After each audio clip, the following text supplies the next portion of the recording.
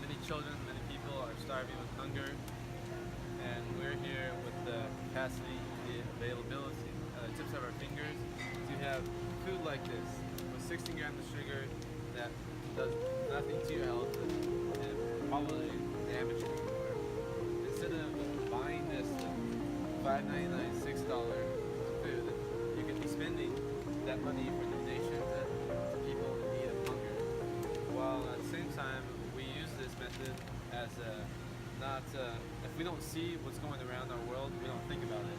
That's just not a good way to think about hunger, and it's not a good mindset.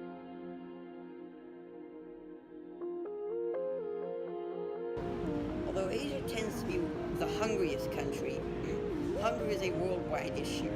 Over 2 billion people are undernourished and live on less than $2 a day worldwide, and around 29,000 children under 5 die every day, most from preventable causes, half of which are tied to hunger.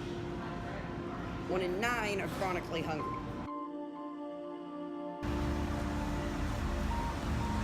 The most effective people that go hungry are mainly women and young children.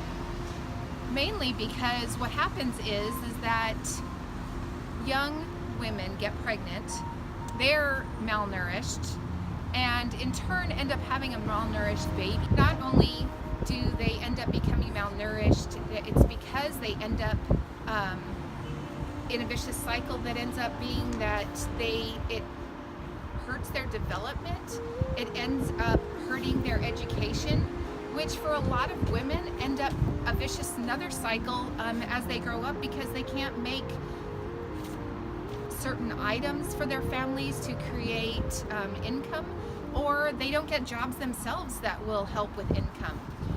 Another part that we feel that's really helping out is that the positive effects of this is that we have, as we saw last night, $1 can send $1,100, around $1,120 of medical supplies overseas. So your $1 makes a huge difference with Medical Teams International. We've also seen that there are organizations that go over and help people who are in poverty, help them learn how to farm, help them learn to do farming in climate changes, because in other areas there might be things that change, and so that really helps with learning how to grow their farm. The other parts that we see is that there are organizations such as World Bank Organization and Child Fund International that end up helping with education, which goes a long way in helping poverty and hunger, in turn with hunger, because they have money for food.